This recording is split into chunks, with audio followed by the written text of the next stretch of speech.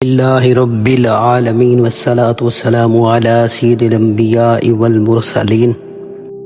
آپ کا میزبان عابد جہانگیری۔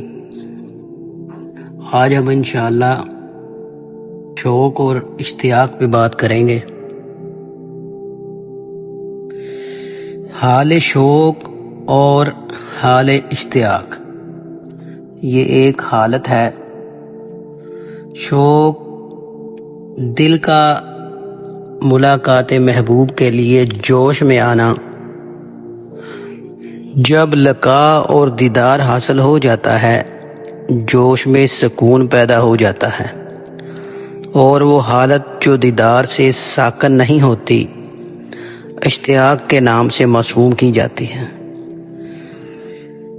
ایک صوفی کا فرمان ہے کہ اصولی طور پر شوق تو اس آدمی کا کارآمد ہوتا ہے جو اپنے محبوب سے ملاقات کے شوق میں زندگی سے بھی تنگ آ جائے، اور ایک اور صوفی فرماتے ہیں کہ شوق کی حقیقت جب ان سے پوچھی گئی تو فرمایا محبوب کی یاد پر اگر دل میں ابال سا اٹھتا ہے تو یہ شوق کی علامت ہے۔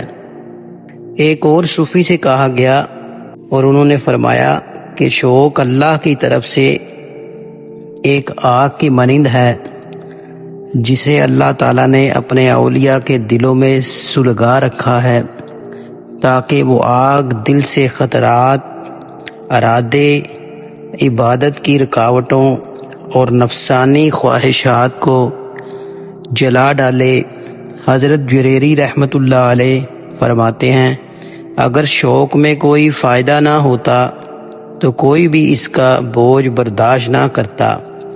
حضرت ابو سعید خراز فرماتے ہیں کہ صوفیہ کے دل محبت الہی سے بھرے ہوتے ہیں، چنانچہ وہ خوشی سے اڑتے پھرتے ہیں، دیوانہ وار اللہ سے ملاقات کا شوق رکھتے ہیں۔ ان جیسے مضطرب مشتاق دیدار الہی کی تاخیر میں غمزدہ اور عاشق لوگ کہاں ہیں جن کا نہ تو کوئی ٹھکانہ ہے اور نہ ہی اللہ کے سوا کوئی دوست۔